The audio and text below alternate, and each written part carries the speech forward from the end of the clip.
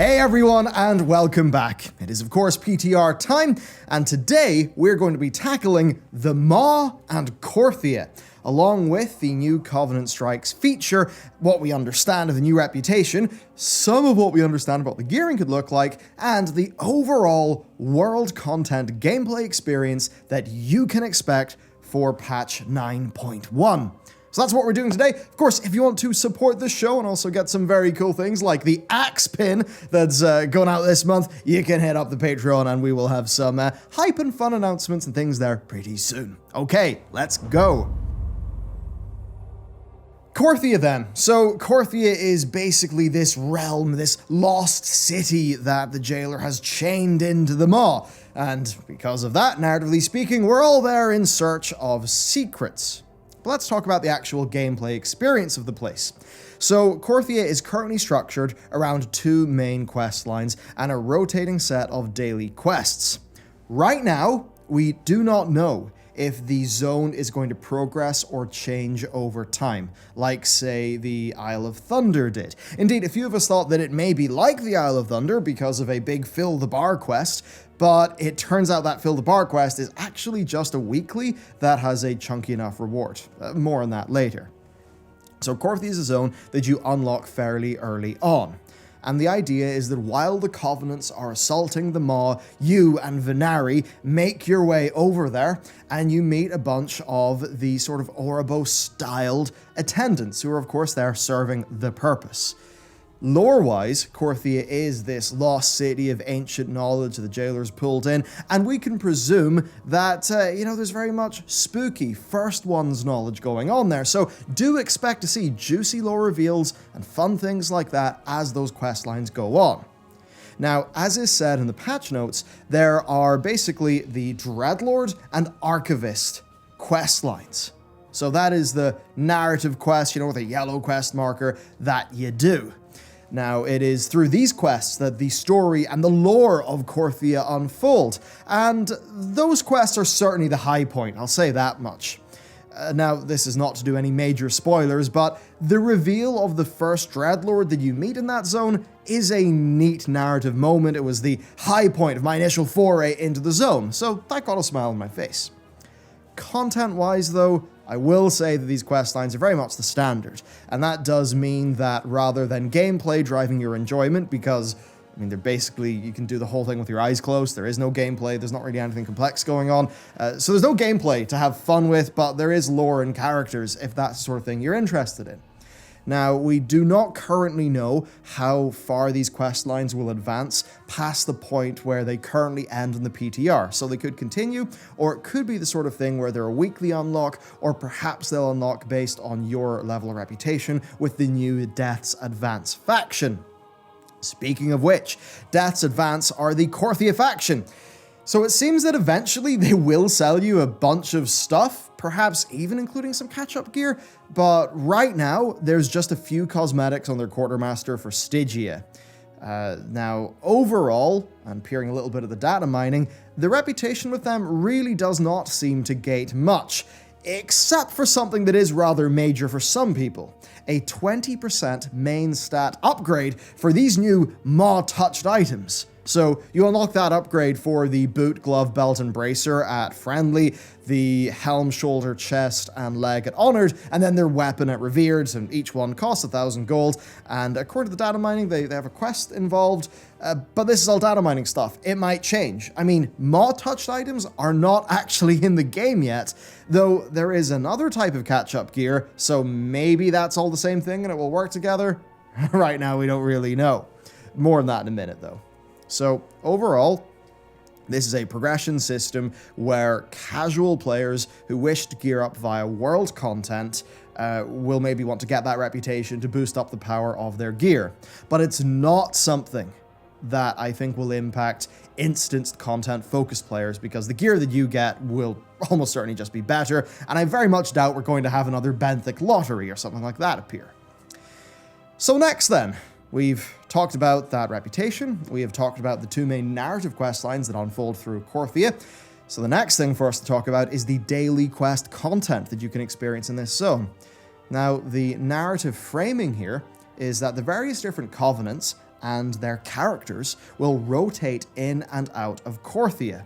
So when those characters are present, they'll offer you a bunch of daily quests to do. So, you know, the Venthyr will come, you'll have some Venthyr-ish quests. Same goes for the other Covenants. And so far, these daily quests have been very much the usual. Killing, clicking, that kind of thing. There's not really the likes of, I guess, some of the more inventive quests, like there's, you know, barrel rolling that we got in Legionfall and Mists of Pandaria, so there's not really much of the gimmick quests there, or anything that's trying to be more out there. And that's a funny thing, because sometimes I love those, like, wacky, weird, barrel rolling sort of quests, but sometimes the gimmick quests can be a little bit annoying. So I'll certainly say that it doesn't feel like there's that much variety in the quest content right now. That obviously is something that could change. And another thing is really not much in the way, it would seem right now, in terms of treasure and secrets, and the zone generally is very, very sparse. That could just be PTR though. Now, these daily quests give you reputation. Sometimes they give you rep with the new Death's Advance faction, but other times they actually give you rep with the other, like, 9.0 factions, like the Court of Harvesters. And so far in terms of, like, rewards, I've got, like, you know, reputation, anima, gold, that kind of thing. And sometimes a pretty fair chunk of gold, actually.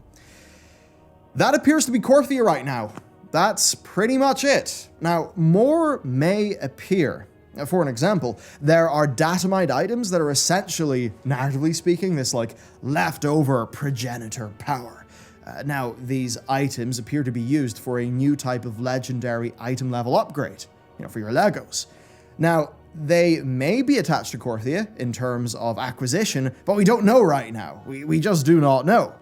Now, that could go down in a very mixed way with players. You know, some raiders, if they end up having to do Korthia dailies every single day, they might not be thrilled about that, but we just don't really know how that's going to be implemented.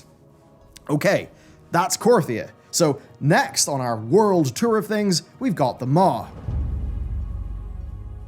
Now, first up, there is a questline. It involves Odin, maybe a bit of Helya, could go places, but that disables the Eye of the Jailer. The damn thing's gone, so the Eye of the Jailer's gone, and around that time too, you unlock mounted gameplay within the Maw. The narrative framing behind unlocking your mount is very bizarre, but whatever. The point is, you can mount up in the Maw. So, while the Maw looks the same, it's got very similar mobs, it feels very, very, very different to play. Now, the original Maw Venari content is actually still there. It just will feel a bit better to play now. So, getting your original Stygia for upgrades and cosmetics will be a better experience. Of course, do remember that the likes of, you know, the sockets, that's limited to Season 1 gear, so you're not going to be Stygia farming sockets in Season 2. So, that's that stuff going on. But there is more going on in the original Maw, because we have a new feature called Covenant Strikes. So these appear to take place in the regular Maw, not in Korthia. And they follow a format that is actually very, very similar to the non-Black Empire invasion zone from patch 8.3. So the way that works is that a Covenant Strike is active in the Maw for half of a week. And when active, you'll see a marker on your map. If you go there, you'll meet a key NPC from that Covenant, and you'll be able to pick up 4 quests. Now, these are the usual, right? Kill enemies, pick up items to throw at enemies, that sort of thing. Now, once those 4 quests have been completed, you get a final quest, and in my case, that was just to go and kill an elite. The elite died fairly easily to my eye level 213 hunter, and completing that earned me a epic lockbox, inside which I found an eye level 203 bit of gear. So, assuming there's no upgrade system, that is very much not something that's relevant to my endgame geared characters, you know, heroic raiding in Season 1. This is going to be more something for those who are perhaps sitting around right now with a full Covenant, like, anima upgraded set, and who very much need, like, a new thing from world content.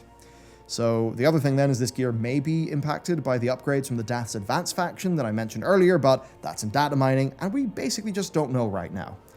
And that's basically it. I presume that every half week, the current Covenant that's doing a strike switches over. So right now it was the Kyrians, maybe it'll be the Necrolords next time, and perhaps when it's the Necrolords there'll be some new and different quests. And I expect that to just rotate through the Covenants pretty much for the duration of the patch. And that really did seem to be it for the Covenant Strikes. Like, it was actually cool seeing there being more action going on in the Maw, seeing the Covenants being there.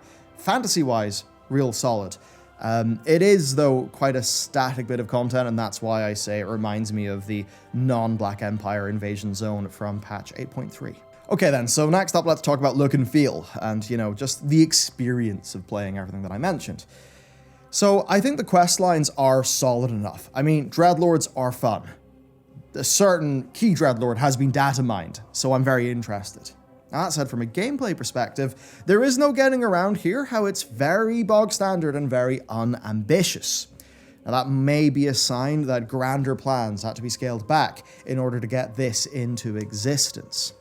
Now, I will say I am open to and hopeful that future weeks of content will shake things up, spice them up, but right now the gameplay first impressions are very underwhelming. Visually, I'd say that Korthia is... I mean, it makes your average Call of Duty game look vibrant and whimsical. I mean, okay, enough with the hyperbole. You get the point here, right? After spending a little smidge of time in the Maw and 9.0 and many other endgame zones, to me it just doesn't feel great having yet another brown and grey endgame zone. I mean, the Timeless Isle, Mechagon, and Azhatar, they're all lovely places. You know, it's just cool to be there. Korthia and the Maw, less so. That's a personal taste thing. I'd also say Korthia feels very sparse right now. I'm very much hoping it's because this is just the first PTR build. I hope there's more to come. Like, I hope little events and things pop up in the zone, like they did in Azhatar and Mechagon, but I don't see that right now. So I guess assuming it stays very much in this basic form it's in right now, then I would say I would be quite let down by it. Now, this would be fine if this patch was timed like Legion 7.1 or BFA 8.1, but the fact is it isn't. Players will have waited for a long time for this patch, and if world content is something somebody really wants to do, I think there's a high chance they'll be disappointed. Korthia is small, the mobs are not that challenging or particularly interesting, and there's really nothing going on in the gameplay that's of note.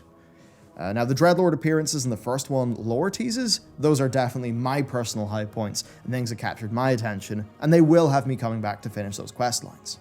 Now, if we compare to prior patch zones, I mean, that would be the 8.3 stuff, then Azhatar, Mechagon, the Argus Trio, the Broken Shore, Tanan Jungle, Mists of Pandarius, Timeless Isle, and Isle of Thunder. And I'll say here, I think the overall experience is maybe a smidge better than 8.3's, mostly because I find it less annoying to play, although there is actually less variety. Now, compared to every other patch zone on the list, this new combo of Korthia and the Maw does fall short significantly. Now, I think the saving grace is that that's because it's boring and inoffensive. So you probably won't love it, save having some neat lore, but equally, it probably won't drive you clean mad.